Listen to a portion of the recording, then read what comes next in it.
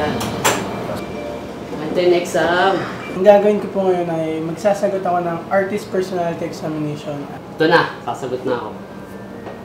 Sagutan ko lang. Wala pa lang tama rin.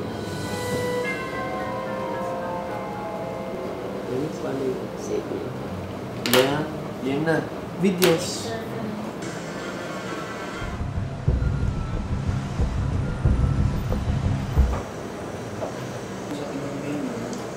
Parang natin.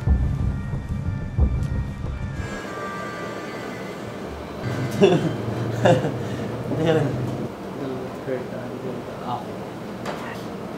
Next.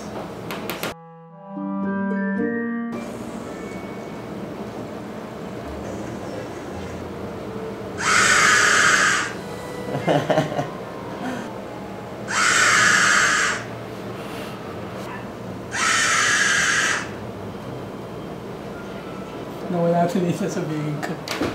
Nakakaasam. Naantay ko ano mangyayari kung mamaya mamatay na isla. Akala ko talaga, may fisherman na. Nag-iisip na ako ng lesson na pwede dun eh. At nititigan ko.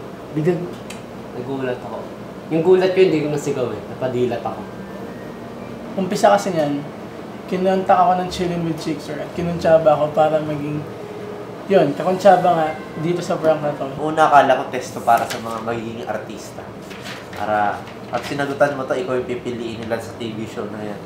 Sa movie, ganyan. Hindi ko alam, pagdating ko dito, ito na pala yung prank, tapos, ginagawa ko na pala, tapos ako pa yung na-prank. Dapat ako yung kasali dun sa, at ako yung kakuntsaba sa prank, ako pa yung na-prank. Kaya, wala akong masabi. Chillin' with Chickser the best.